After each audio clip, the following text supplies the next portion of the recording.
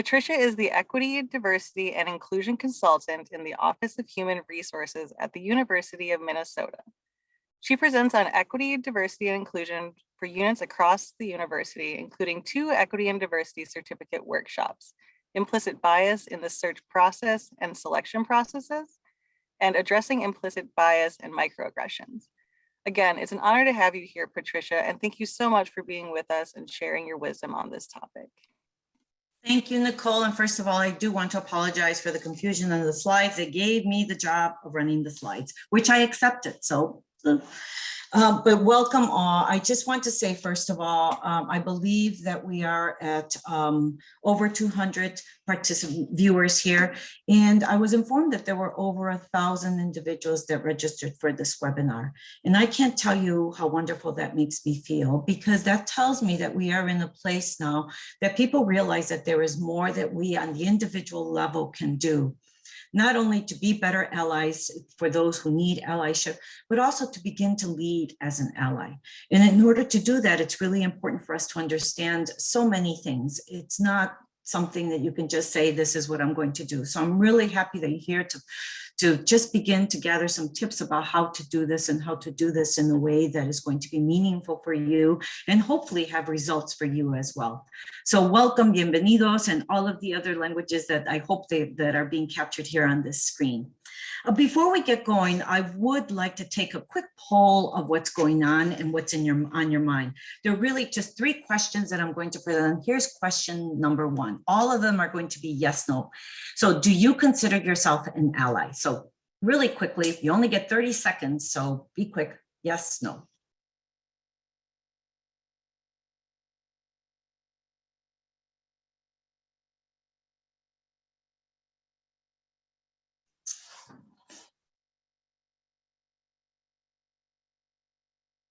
And as soon as the time is up, it will be stopped. And there it is. Okay, that's wonderful. Thank you so much. So we had 85% of you that responded. Thank you to the 85% who did that. And the other 15%, don't worry about it. But yes came overwhelmingly. 97% of you consider yourself an ally.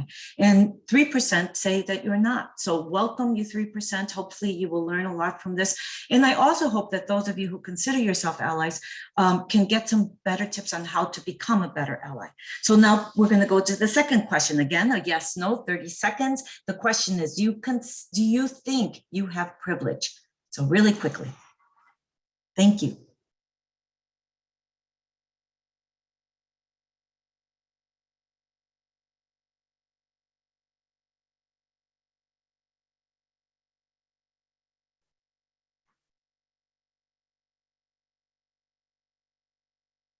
Okay.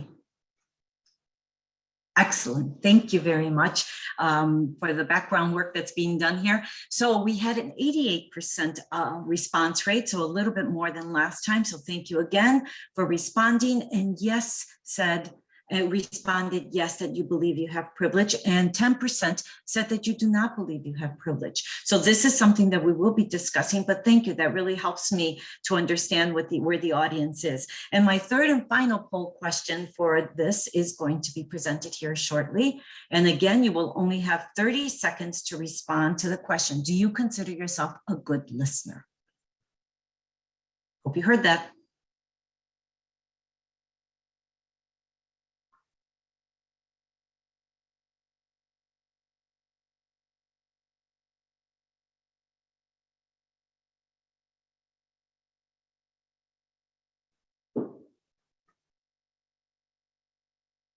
All right.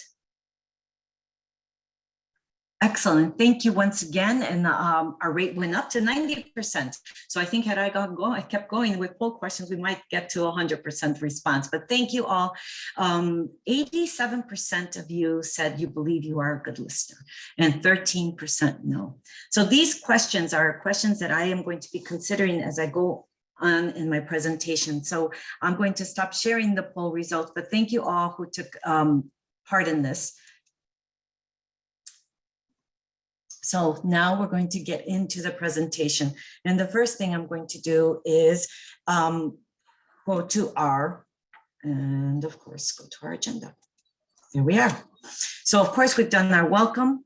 And I'm going to do a little bit more of an introduction, although I really like the introduction Nicole did, but I do want to speak a little bit more about the work I do. We're going to be sharing some definitions because I think it's really important when we are talking about these sort of topics that we are all on the same page as to when I use terms that you also agree that that's a definition, or know at least, you don't necessarily have to agree, but you know where I'm coming from as a presenter.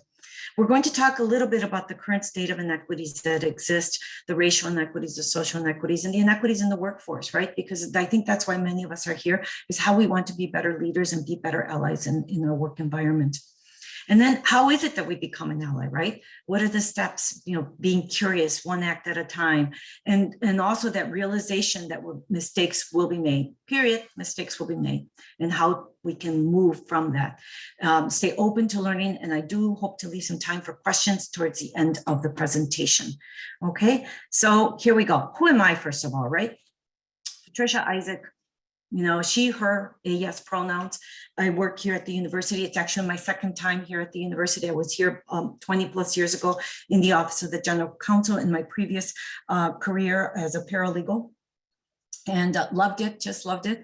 But at that time, reinvented myself during the time I took off my children and decided I wanted to mirror exactly their school calendar.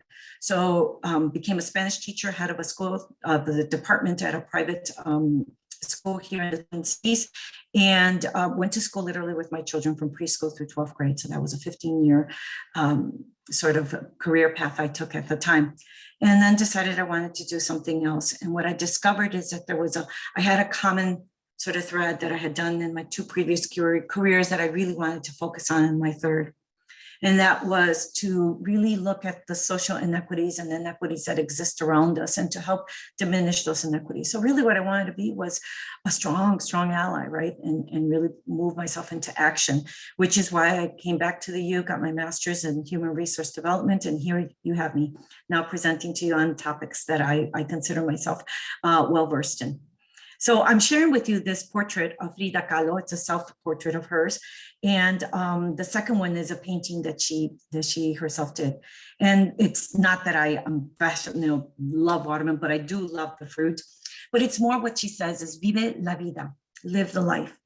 And that speaks so much to authenticity and how it is that we all choose to live our lives. And that's really important if you want to be an ally, to make that part of who you are, and really so that people, when they talk about you, they see that as one of your traits, that you are someone that is willing to be that ally in the space that is today so necessary for folks to step up and take that role.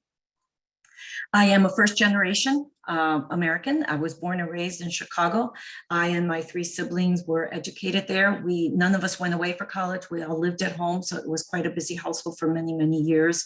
And then I went and lived in California with my paralegal certificate under me and practiced there as a paralegal. Then came back to the Midwest, not Chicago, but here to the Twin Cities. And when I arrived here in the Twin Cities in '89, it wasn't the Twin Cities that it is today. And that's for many, many reasons, right? We really have become a more diverse community. And I think that's something that speaks to allyship as well. When there are more perspectives, more differences, more ethnicities, more of anything, then it begins to highlight things in a different way. And it begins to almost separate people at times. And that is where I think a role that allyship can play to bring people together once again. So that's what I wanted to share with you today. And now I would like to get into what we did, that first poll question, which you so graciously all answered for me. And that is a discussion on privilege, because it is really important for us to understand our privilege, recognize and understand our privilege, and then the capacity to address the impact that it has is very important to allyship. So always a definition is a really good place to start. I just selected Merriam-Webster. I think it's a good one here. A right or benefit that is given to some people and not to others. A special opportunity to do something that makes you proud. The advantage that wealthy and powerful people have over other people in the society. So privilege. Okay, so what privilege really means and doesn't mean, and this I got from To Clear Up Your Doubts Once and for All, Everyday Feminism. And I found this really interesting and I wanted to share it with you.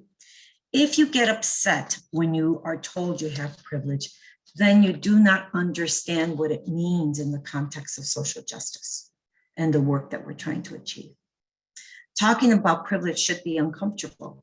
And that is something that so many of us have a hard time just being able to have, right? That discomfort is hard to sit in, to be in, but it is just part of the deal. Everyone has an identity that benefits from the exploitation of another. And that one saddens me a bit, but I think it's true. Ignoring your privilege keeps oppression in place. So it is part of us, for all of us, to realize if we really want to be true allies, we have to face the privilege that we have, and to realize that to ignore it will keep the status quo, which is what we don't want. Privilege, when simply being who you are, allows you never to experience or think about certain things in life. Okay, and then I'm not sure if how many of you may be familiar, because that last one really speaks to what I'm going to speak to next, and that is Peggy McIntosh's backpack, right? Unpacking the Invisible Knapsack is what she calls it. I believe this was back in the 80s when this was developed. So what she did is that she put together a list of 26 items, and no worries, we're not going to do all 26, but I do want to highlight some of them. And since this PowerPoint will be shared, I do want to just highlight a few of them for you so that we can look at them and see how privilege and what this looks like. And I know if it's a repeat for some of you, wonderful. If it's the first time you're seeing this, I think it's really worth the time to just take a look at this. So number 5, I can turn on the television or open to the front page of the paper and see people of my race widely represented. I would now add in a positive way. Okay. Number 6, when I am told about our national heritage or about civilization, I am shown that people of my color made it what it is. Number 7, I can be sure that my children will be given curricular materials that testify to the existence of their race. And I would now add that it's being taught by individuals that represent them as well. Number 11, I can arrange to protect my children most of the time from people who might not like them. And I know that very recently we have heard a lot of concerns from our individuals, from our Black, Indigenous, and people of color communities, our BIPOC community, that say that this is something that they struggle with. Number 14, I can well in a challenging situation without being called a credit to my race. So often I hear that, oh my goodness, you've done so well, or oh, you're so articulate, or comments such as these that are really quite interesting and really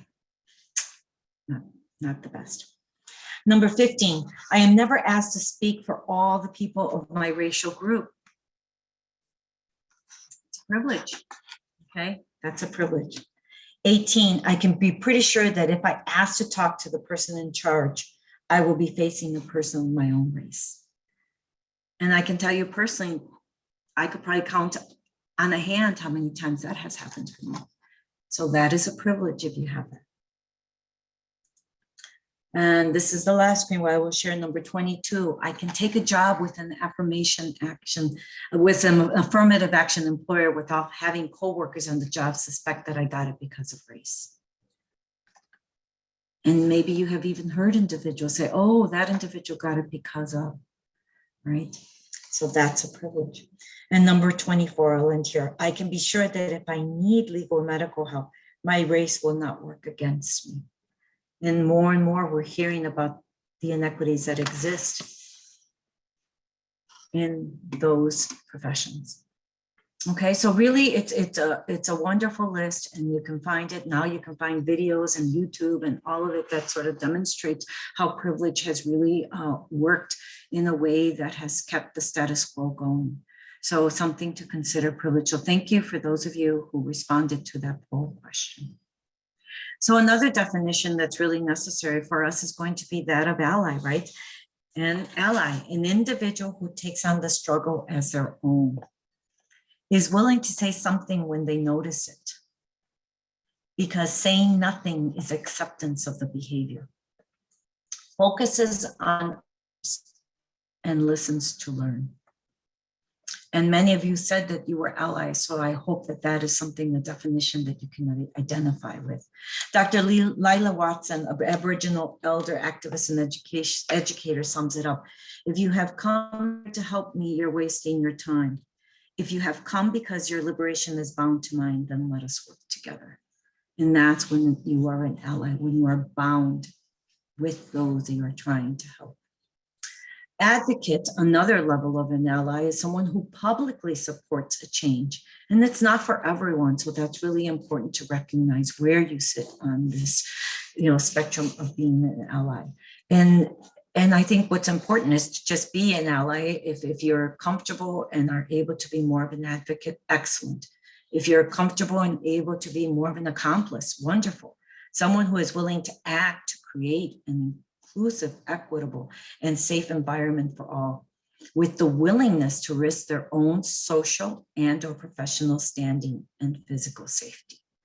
That is another very important type of ally, and one that is really taking it to heart and very similar to the definition that Dr. Watson shared with all of us. So why is all this so important now, being an ally? And I know that being an ally is not new. This language may be new to many of us, but this is not something that is new. Being a bystander and upstander, all of these terms are very important. But something has happened here in our nation, but globally as well, that has really opened us up to realizing the fact that the registration was so high for this one, right? And the fact that we have over 400 now listening to this webinar says that things have changed for us and that we are recognizing this change. 2020 was quite a year. It really was. Just a few of the things that happened, right? We knew that there was a pandemic. We didn't realize the extent of it, not at the beginning of the year anyways, but we knew it potentially could be arriving very soon. But in February, we were all listening to the Me Too movement, right? And they had a big win at the beginning of the year with the guilty verdict of Harvey Weinstein. So that started off on sort of a good, because that took allyship, strong allyship for that movement to get going. Then on March 13th, here at the University of Minnesota was a Friday, and we were told that, or many of our units and colleges were told to take our laptops home because the pandemic had arrived and we were possibly not coming back to work next week. We would be reconvening soon. Never did we dream of what happened, right? But COVID-19 had arrived. Then May 25th, the murder of George Floyd. That's something that is embedded in all of ours and something we will not forget. Ahmaud Arbery, Breonna Taylor, Jacob Blake, and so many others since that. It moved us into a position to really realize that we needed to really take a stand somehow, some way, not just personally, but also in our environment, in our career, so that we really were beginning to show our allyship. And if we were in position to lead, to then lead in that role. On the climate change, wildfires out west and worldwide were raging. The koalas, we saw them as they were, oh my goodness. And I think that happened in early January because that was their summer in Australia. Then the death of Supreme Court Justice Ruth Bader Ginsburg, which began the real change of our Supreme Court. And we're still dealing with those changes and how things are being approached at the highest court level. The Biden-Harris win with one of the greatest percentage of Americans doubting that they were our presidents and vice president. The vaccine rollout, full of the inequities, and oh my goodness, if we could have a do-over, right? But it is what it is, and here we are still trying to get everybody to acknowledge possibly this would be a good path to take.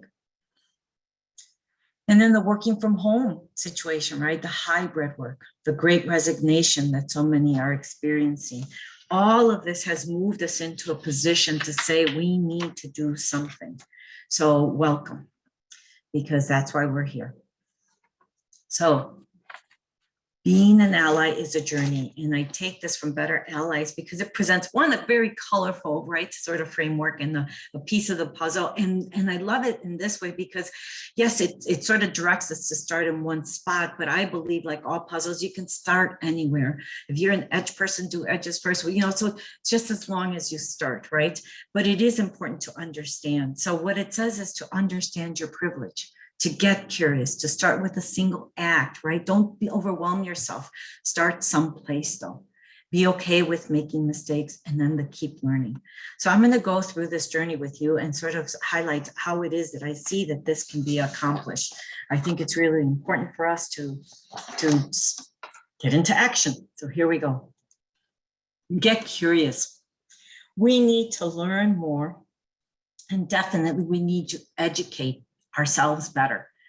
So in order to do this, here are some suggestions for you. Events occur on campuses all the time. For instance, here's ours, right? And this is wonderful for you to join us here. But there are other institutions that are doing great work and for you to tap into them. And many of these are available to you, especially because there's a lot of reciprocity that goes around. But I encourage you that, yes, you could reach out to other institutions here in the state and of course do so, but I encourage you to reach a little further, to broaden your network, to go out and visit the sites of the historically Black colleges and universities, see what they are offering. Likewise, our Hispanic colleges and universities, our Asian American and Native American Pacific Islander serving institutions, and our Native American, Indian, and Alaska Native serving institutions. They put together wonderful programming that is often presented from perspectives that are authentic and who live in the world. To hear what they have to say is a way for us to satisfy that curiosity and to learn more and to educate ourselves. It is not for us to expect someone else to educate, it is for us to seek it out and to find it. GLAD, the organization at the forefront of cultural change, says accelerating acceptance for the LGBTQ community. So we have to reach out to them as well. Higher education for students with disabilities. We have institutions that are specific to the different individuals with different abilities, that where they go and get higher ed, and to reach out and to see what is it that they're offering their students is another way. Other nonprofit organizations, events is another way for you to really expand your horizon. Visit places of worship different than your own, and all of this is possible in the Zoom world now. So I encourage you to read, listen, and watch. So this is something that you can do by going to events and being present at events where you may be the only in a Zoom capacity. But the reading, oh my goodness, and what's out there, and don't worry, I won't go through all of it. It's a busy slide once again, and I apologize for that. But anything written by Dr. Ibram Kendi is just fascinating to me. He has really just helped us to understand not only the history of our own American history, but also how to be an anti-racist, right? Anything by Dr. Isabel Wilkerson as well. The Warmth of Other Suns, and her newest book as well. The New Jim Crow, Lila Saad and Me and White Supremacy. The Color of Law by Richard Rothstein is excellent. And then Cornel West, right? Who challenges us with Race Matters.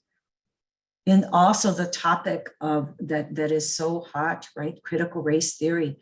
The more we learn about this, the better allies we can be. So I encourage you to really look into all of these and many books. And of course, there's White Fragility by Robin DiAngelo. Okay, so for reading, but there's also to listen, right? There are so many options for us to listen in order to get the language and how to become a better ally and to better understand the perspectives of others. The United States of Anxiety, Code Switch and NPR staple in my world. Strange Fruit, another NPR, 1619 by the New York Times, excellent. Intersectionality Matters with Kimberly Crenshaw, who has done wonderful work there as well. So please, I encourage you, all of these are just fascinating and wonderful, and don't feel overwhelmed by everything I'm sharing with you. It is here for you as a resource. What you can watch is a whole nother thing. So I encourage you there as well. This is just a list put together. The articles at the bottom, and you can actually click into each of these on your own. But The Danger of a Single Story, Colorblind or Color Brave, all of them are wonderful. They're all about 20 minutes. The last one may be a little bit longer. John Leguizamo's Latin History for Morons. Careful with the language on some of these. It can be a little bit harsh, but the message is really strong. So I encourage all of these. So that's what you can do, right? Get curious, go out there, educate yourself to be a better ally. But then you have to start, and the start was really kind of that difficult, right? Okay, now what do I do, right? So it's not easy, and all you have to do, I would recommend to start first of all by being a better listener. I think being a better listener is something that can really help us. So I'm going to give, I'm going to do a new share. So let's see how this works out. Bear with me. I'm pretty sure I have it queued up. There it is. And let me make sure one more thing. Okay, it's very short. It's just 1 minute and 25 seconds. So here we go.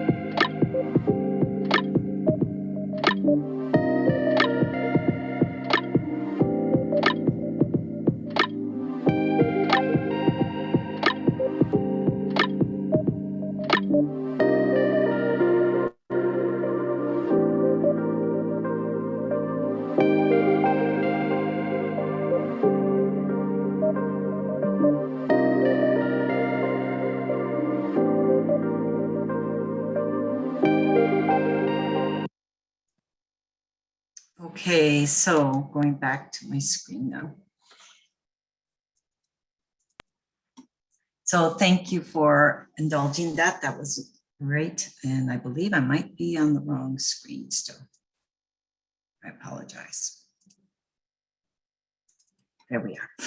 So thank you. I love the music to that one as well. I think that's really interesting. But it's also interesting how 6 ways to be a better listener, but they say nothing in the video. So I thought that was kind of interesting. But I want to go through them a little bit because I think it's important to really understand.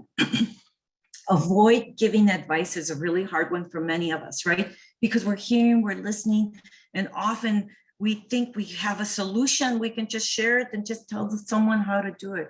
But really, what people really need for you in the role of an ally is to really listen, to just listen and maybe later to offer advice. But in the moment, what we really need is just good listening. Avoid judgment, right? Because sometimes we're listening, we're already thinking, well, had you done this, or, you know, this is what you always, is avoid all judgment. The goal is to understand that other's perspective, right? Why is it that this happened? How is it that they felt at the time that it was happening? So avoiding judgment, another challenge for an ally at times. And paraphrase sometimes to make sure that you are understanding exactly what is being said. In addition to ask a clarifying question, right? I heard this, is this really what you meant? And paraphrasing and asking clarifying questions, I do believe that they should be used easily, not overused, because then what happens is that sometimes then people believe that they are not being listened and not being heard. So it's wonderful, but please just use it cautiously. Okay, so do paraphrase if it's necessary, and definitely ask clarifying questions. Making an assumption would be worse. Express empathy and validate. This is so, so necessary as an ally. You know, what you're hearing is really the other story, and what they're feeling and what they're going through is completely accurate to them. And it is not for us to diminish it or to say, oh, that happens all the time, or don't worry, or, you know, it's really to just say, you know, I hear what you're saying, or I witness what happened to you. And if you need to talk, I'm here to talk with you. Okay. As a manager, as a supervisor, to acknowledge that someone is having issues with a coworker is simply that, you know, I see that you're struggling with this coworker and I'm here to listen. I would like to hear what you have to say about it, right? And that requires some level of empathy to come from you. And use engaged body language to avoid distractions, right? Exactly. We are so connected, right? To mine's here, right? But it's my clock so that I can keep time, literally a face clock. But it's something that we have to be aware of. And often we are so used to multitasking. I wish I knew who the inventor of multitasking was, because we all believe that that is a way to approach things. And there's nothing, I mean, I have to do it at times as well, and I understand, but there is nothing so genuine as being given the opportunity to just focus on one thing and to be able to really get into it and really understand and experience it. And that, I believe, is when an ally is the strongest, when you are focused on what is at hand. Okay, so just some tips on how to be a better listener, okay? Wonderful. I hope you all heard that. All right, next. So now we have to act, right? And one of the things that we have to do after we've been such great listeners is to notice what happens, right? What's going on around us. It's what we hear all the time now, right? See something, say something. Well, I say that cautiously because sometimes the moment may not be the best moment for you to say something, but it is important for you to take note of it and to say, I need to come back to this, whether it's that you actually write it down or that you send an email and say, you know, I noticed this and I would like to have a discussion, but I would like to put something on our calendar for next week. You know, and there's nothing wrong with you saying, adding to that, I need some time to really process it, but I look forward to our conversation. Okay, so noticing is very important. In the meeting situation, right? You're there and you notice that it's always the same person or the same two people that are always taking notes. One thing is maybe ask them, hey, do you mind taking notes? Or just simply offer, I don't mind taking notes today, and see how they react. You know, that's an act. That's something that can be done. Another thing that happens often in meetings, name the person with the original idea, right? Even if you are adding to the idea, especially if you're adding to the idea, thought, or comment that has been made. Great comment by John. Great comment by Mary. And I would just like to add to Mary's comment, right? Whoa, I would love to see next steps to that idea that Susanna just presented. Okay, so these are things that we can do as allies in the work in our everyday lives. Even in our Zoom world, someone puts in the chat and bring it up, because not everybody's always aware of what's going on. And if it was a good comment, please bring it up and say, you know, this is really important, what was just placed in the chat. Okay. All right, excellent. So I do want to continue. I just noticed that I had two chats, but not for me. So there you are. Invite someone to a meeting where leaders are present, right? If you happen to be already in the position where you get invited to those meetings, and maybe you have to clear it first, and I understand that. We do in higher ed, it's a very hierarchical sort of system. But if it's not, and you're able to invite other people to join you, do so. Do so. And say, hey, I'm going to this meeting where so-and-so is going to be, and I would love to introduce you to them. They're doing work that really aligns with something that you have mentioned more than once, right? But we kind of shield that pathway to more information and knowledge. And that is not true allyship. Allyship is to opening it up and making it accessible for all. Introduce and talk about folks. So let's say you can't bring someone, but in that meeting, you could say, you know, someone I work with has mentioned something that really we should be talking about. Name them and say, I would love to bring them to our next gathering. Talk about their projects that they're working on, right? Because that's a form of allyship as well. Recommend folks to those projects, committees, those programs that are often not well advertised or not sent to the groups that they should be sent to. I think we all will reap from the benefit of more individuals becoming more active and being more involved in projects, committees, and programs that are offered. We should not always have the same players. Make sure your material is accessible to all as well. Very important, okay? All right. Another thing, and this one at times can be a little bit difficult, not so much, I don't think, in the sphere of higher ed, but in the private sector, I believe that sometimes there may be more resistance, but share your pronouns. I like to go, I don't know why they disappear sometimes, but in Zoom, I go into my account, I put them in, next Zoom meeting, they're gone. So I try to make it a practice for myself to always enter my pronouns, she, her, a, yes. And what it is I hope that by doing that, that I am welcoming others into the space. Pronouns are basically how we identify ourselves apart from our name. It's how someone refers to you in conversation. Simple way to affirm their identity. Communications officer at GLAD, Mary Emily O'Hara. It's really just about letting someone know that you accept their identity. And it's as simple as that. It takes very little effort, but many, including myself, believe that it creates a community of belonging. What if I make a mistake and misgender someone or use the wrong words, right? That's always a concern. And I have done it. I have done it more than once. It is something that I continue to sort of find myself that I need to get used to. And I constantly remind myself to take note of someone who uses pronouns that I may not believe or just may struggle with or whatever it is. But when I make that mistake, simply apologize and move on. And that's what I try to do. I apologize and I will do better next time and make a mental note of it. Listen to how people refer to themselves is another. There's a great guide by NPR, and I put that there for you to access the link. Okay, so that's another great way to do it. Another, join or start a committee, right? In your place of work, if you're here at the U, many of these committees have been started. Diversity committees, increase diversity, to welcome others, to promote diversity. Equity committees apply a lens in all aspects, you know, that could be important as to how we're doing our daily work.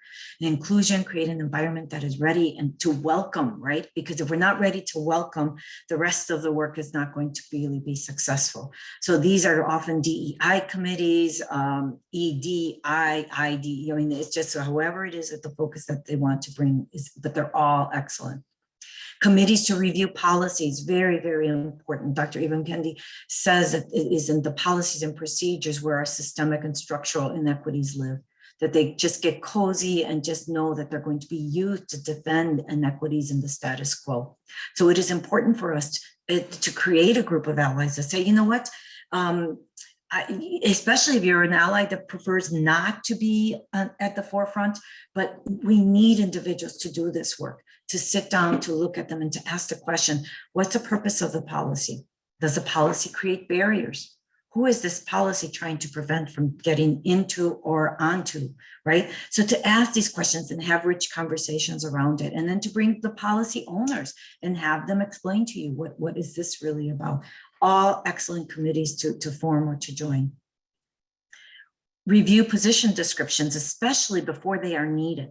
So I would encourage everyone, you know, and I mean everyone, but individuals who are interested in this to really look at position descriptions. And I know that I come from the HR world where this is very important, but these position descriptions need allies. We need people to look at these with a different lens. We really do. They often are the barriers to reaching an equitable, inclusive, and diverse work environment. So a lot of work there. So if you're one of those individuals that doesn't mind working with paper or actually screens now, please, we need you there. And always to increase accessibility. Always, always. We have wonderful groups here at the university that help us do that. Okay, next piece of the puzzle. Mistakes will be made. We know that. Mistakes will be made. And I shared with you, I have made them in the realm of pronouns, but I have made them in other realms as well. And I think it's hard, but sometimes the sad thing is that we may not recognize a mistake has been made. And I encourage you to be really attuned to what you say, what you do, and your body language and all of it. And when you notice that you have potentially made a mistake, apologize. Apologize. That's the only thing we can do. And remember that it's not about you, and we need to move on. Okay, and hopefully that next step we will move on and do a better job. But the definition of an apology, an admission of error or discourtesy accompanied by an expression of regret. Okay, so express remorse, validate the feelings and the hurt caused. If it's not apparent, really validate the other person and their response. And it should commit to the work needed to do better, okay? Very important. And an apology is part of being an ally. Stay open to learning always, okay? This is a journey, and you can be an ally today and find yourself that tomorrow you weren't such a good ally. So it is about regrouping and bringing yourself back to that. We know we are capable of better, and our recent, just everything that has occurred in our world has really shown us the need for us to do better. Black Lives Matter, the movement, an amazing movement that has galvanized so many to become strong allies and to take action, to go out there and do the work that needs to be done. We know it, and we need to stay open to learning more. So it's how to become and to lead as an ally. I often say, Cesar Chavez in the 1960s in California worked feverishly to form unions for the farm laborers in the state of California.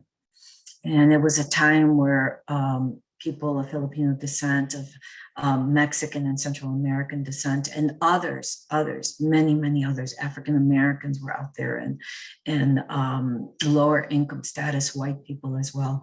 But his voice was that of a Mexican American. And Cesar Chavez eventually just felt that the only way for him to be heard and listened to was to go on a hunger strike. And many firmly believe that he probably would have died during that hunger strike had it not been for his allies that showed up, had Bobby Kennedy not shown up and sat at his bedside, and then proceeded, once he recovered, to march with him. These advancements may not have occurred. The recent census, the 2020, will show us, we'll have all the numbers next year and all the breakdowns and how it looks. But this nation is becoming less and less a white nation and more a nation of color. And by of color, I mean all. Many more people are identifying as more than one race. So it is important for us to realize that and to hopefully be willing to accept the wonderful change that is coming our way.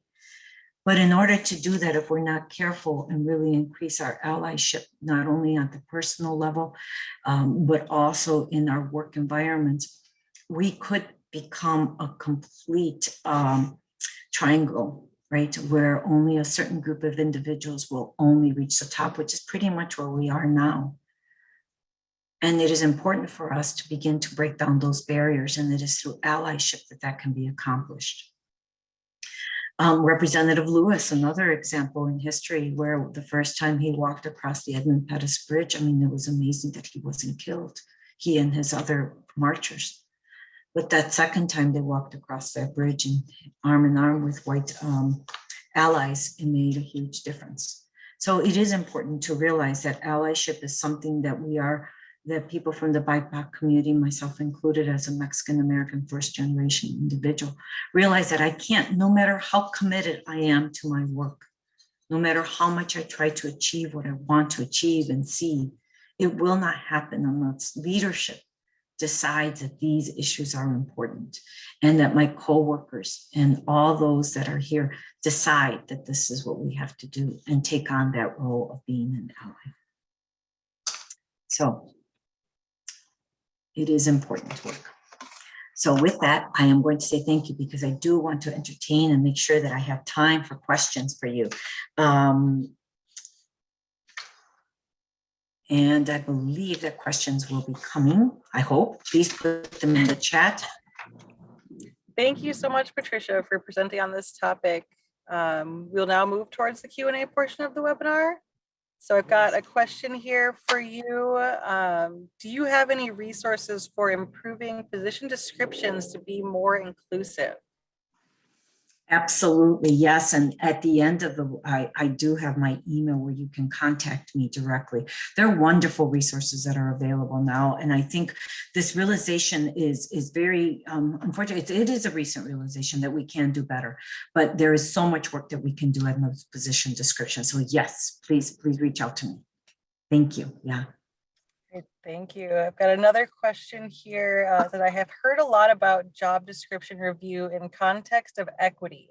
Could you provide examples that would accommodate changes like this in a transparent way? Excellent. Okay, so here's one that often comes to mind for me. You know, they tend to be sort of the leadership positions, managerial director roles that appear. And if you look at what the criteria for those positions are, of course, there's degrees that are needed and I'm in higher ed, absolutely. You know, we do need individuals that have certain skills, but I think we need to acknowledge that those skills can be acquired in different ways. And one of the changes that I'm seeing on position descriptions that they do put on it, you know, the level of education, and then they will put or X number of years of experience in the field, because we have to be aware that many individuals from you know, marginalized communities have not had the same opportunity to acquire those degrees, those certificates. If you think of what those cost, both in time and in money, most individuals have to work. And this is true of everyone. So often the skills that they acquire are through job experience, through actually learning on the job. So that's a welcome change on those job descriptions. Another is the threshold of years that's required. Often will be, if I see a job description that requires a terminal degree and 10 to 15 years of job experience, I can almost guarantee you that that pool will be predominantly a white male pool. If you think about a terminal degree, that is a PhD, a JD, an MD, any terminal degree that you want to acquire, in addition to that 10 to 15 years of experience. So that puts us into the early 2000s, just almost on experience. The time that it took you to achieve that credentialing takes you back another 10 years. So you are looking definitely at someone that is not going to be diverse, or that will have very few diverse individuals in the pool. That's an equity issue, I believe. And when we think now how things have changed and how we really need to engage more perspectives on a daily basis and how we solve our problems, the challenges that we meet at work, it is very important for us to realize that. So excellent question. So those are two examples that I have for you right there with equity. Great, thank you. And we probably have time for one more here. How do being an ally and being an abolitionist differ? Oh, excellent question. Okay, so being an abolitionist, let's go back, right? I believe that, no, I don't think there is a huge amount of difference. I think it may be a safer in one way environment to be an ally now. I do believe that being an ally then required much more secrecy. I think maybe now you can be bolder, and you will still may potentially face consequences, but it is important that we always have those individuals willing to take that on. the role of the abolitionist, I believe, has just evolved. We haven't stopped needing it. So in many ways, I think that they are very similar, right? They saw an injustice, educated themselves, and realized that something needed to be done. And that is exactly what we're asking of allies to do. So yes, very, very important, to continue the struggle. I also want to mention, if I may now, if you are with the University of Minnesota, you will receive 200 points for attending this webinar. So please be sure to log in to the link that will be provided at the end. And that went on my PowerPoint. Great, thanks for sharing that. Mm-hmm. So we've got another question here. Sure. It's how do you recommend using engaging body language through video like Zoom and Teams, in this space? That is a great question. One of the things I like about Zoom is, there's a height bias that exists, and it's been documented and it's been studied and everything. So it's really interesting. In Zoom, we're all the same height, kind of, right? I mean, it depends on how you put it. I mean, I can sit taller and appear taller, but I love that. And I think body language is really important in Zoom. And I completely understand Zoom fatigue, where we have to just get off camera. But I think there's something to be said for folks to come on camera, just even at the beginning, if they're able to, or at the end to say goodbye. There is something to that. And if you are on camera and body language, I think there's a way to show that you are really being that good listener. It doesn't take very long for someone to notice if I were doing this while I was talking and presenting. You may think that I am presenting and talking about my presentation, but more than likely I would be on my phone, right? So that's body language. And what that signals is that what you're saying, I'm multitasking, right? I'm not really zoning in on what you're saying. I'm kind of hearing it. And then I may ask you to paraphrase or something else because I wasn't being a good listener. So I think that's important. Body language is a little tougher. We typically do sit in the way that we're watching one of the many screens that we have available to us. And that can be a little disconcerting because, are you looking at me? Who are you looking at? But it's important. It's important for us to be as comfortable as we can be. And that's hard and challenging, especially in our little rectangular world that we have come into. I sometimes say it would have been great for Zoom to have come up with different shapes, right? Today, I feel like a circle, maybe a triangle, or who knows, an oval, and just have all these different shapes sort of there. And I don't know, we could have had more fun with this, I think. But that's okay, that's in hindsight, but it's important. Our body language says a lot. So yes, being attentive. Great, thank you. Mm-hmm. I think this is a follow-up to the education requirements and kind of experience or years of experience that you were speaking to. But someone wrote in saying they see a statement accompanied by or comparable level of experience. Do you think that meets the criteria? It can, and I think that is better language to have in a position description. I often ask, when I'm working with units and they're, they want to stick to the threshold. And sometimes, unfortunately, the job description is tied for greater reasons to having a threshold of years of experience. But what I like to challenge them is next time around, address it and see if you can get rid of that. But let's describe someone that they're looking for someone with 10 years of experience, okay? And I can understand because then it's a quick run through the resumes and you quickly decide, okay, here's the yes pile, here's the no pile, boom. But what I challenge is, can you tell me the difference between 9 and 10, 8 and 10? I can see 2 and 10. I think most of us would. But to be that ally here, it's you want to say, let's think of the skills. What skills are we looking for this individual with 10 years of experience? And actually, if you can't write down those skills, then I think what it is that you can't identify them. And it's important to be able to identify the skills that you're looking for. Okay, well, this person has to have in 10 years have dealt with a variety of problem-solving situations that deal with the unit that we're in. Okay, all right, that's good. So write that down. Problem-solving skills, but great number of problem solving skills, right? And so you go through the skills and then you see, could someone with lesser years have accomplished that? Sometimes you have someone that has 10 years of experience on paper, but that individual has had a team behind them. And that team really has acquired that experience. They have had the leadership of the team and maybe the strategy. But what you're looking for is someone that can actually do the work.